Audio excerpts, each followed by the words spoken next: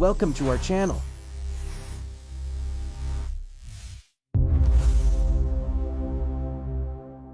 Students आम मैंने पूर्व क्लास रे क्लास 10 केते गुड़िए इंपोर्टेंट क्वेश्चन गुड़िक आलोचना करूँ। आज केते गुड़िए इंपोर्टेंट क्वेश्चन गुड़िक आलोचना करिका। यही प्रश्न गुड़िकर परीक्षा रे बहुत बारंबार पड़ी थाए। या भल भाव तुम मैंने मुखस्त कर। देख एक नंबर देख सत्यवादी वन विद्यालय किए केबे एवं कहीं प्रतिष्ठा करते। उत्तर रे सत्यवादी वन विद्यालय गोपबंधु दास 1919 प्रतिष्ठा करते। यह कौन पर प्रतिष्ठा करा जातीयतावादी शिक्षा प्रदान तांकर उद्देश्य थिला।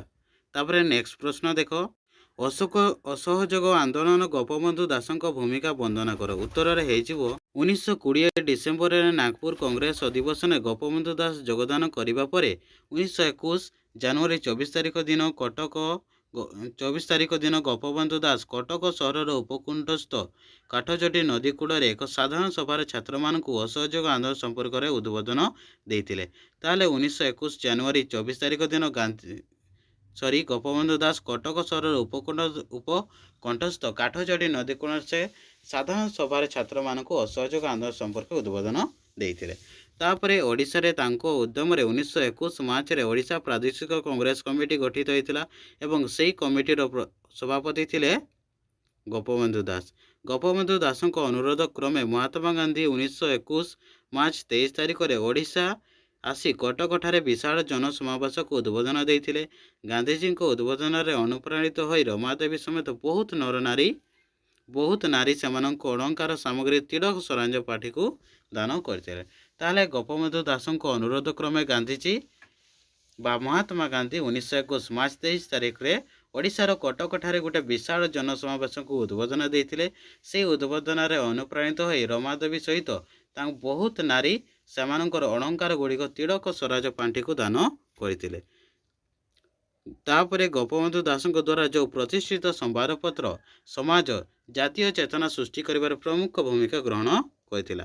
तापर नेक्स्ट प्रश्न देख लक्ष्मण नायक केउ अभियोग एवं केबे फांसी पाइथिले केउ जेल फांसी पाइथिले।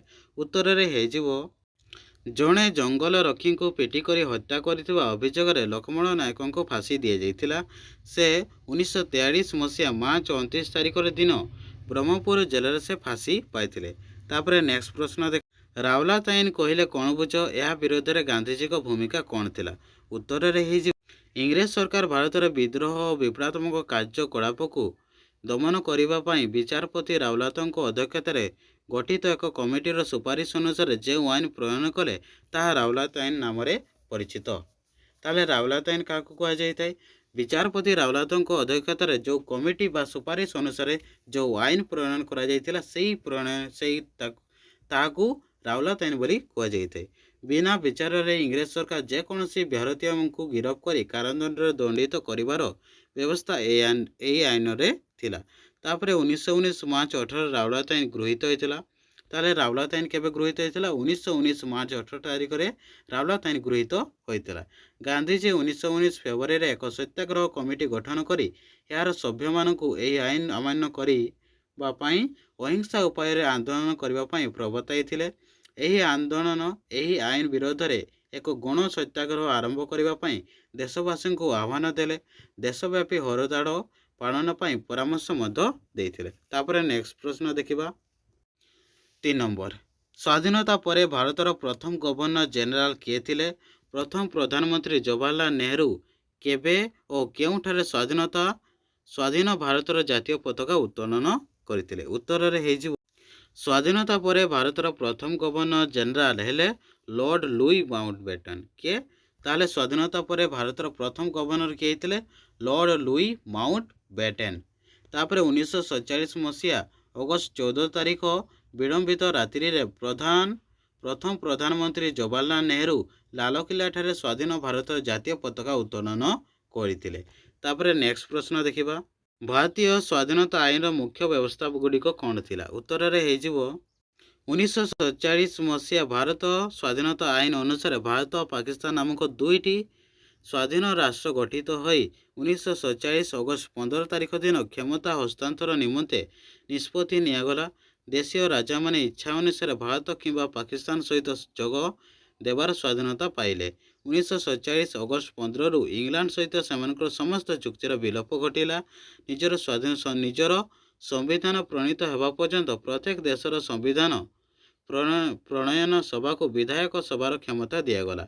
ଇଂଲଣ୍ଡର ପ୍ରଥମ ସଚିବ ପଦ ଉଚ୍ଛେଦ କରାଗଲା। ତାପରେ ଉଭୟ ଦେଶ ଭାରତ ଶାସନ ଆଇନ 1935 ଅନୁଯାୟୀ ଶାସନ କରିଥିଲେ। ଏ ଥିଲା ଆମର କେତେଗୁଡ଼ିଏ ସିଲେକ୍ଟେଡ୍ ଲଙ୍ଗ୍ କ୍ୱେଶ୍ଚନ୍ ଗୁଡ଼ିକ। ଏହି ଲଙ୍ଗ୍ କ୍ୱେଶ୍ଚନ୍ ଗୁଡ଼ିକ ପରୀକ୍ଷାରେ ବାରମ୍ବାର ପଡ଼ିଥାଏ। ଭଲ ଭାବରେ ତୁମେମାନେ ମୁଖସ୍ଥ କରିଦେବ। ତାହେଲେ ଯଦି ତୁମେମାନଙ୍କୁ ଯଦି ଭିଡ଼ିଓଟି ଭଲ ଲାଗିଥାଏ ତାହେଲେ ଆମ ଭିଡ଼ିଓଟିକୁ ଲାଇକ୍ କରିଦିଅନ୍ତୁ ଏବଂ ଚ୍ୟାନେଲକୁ ସବସ୍କ୍ରାଇବ୍ କରିଦିଅନ୍ତୁ, ଯାହାଦ୍ୱାରା ଆମେମାନେ ଆପଣଙ୍କୁ ନୂଆ ନୂଆ ପ୍ରକାରର ଭିଡ଼ିଓ ଦେଇପାରିବା। ଧନ୍ୟବାଦ।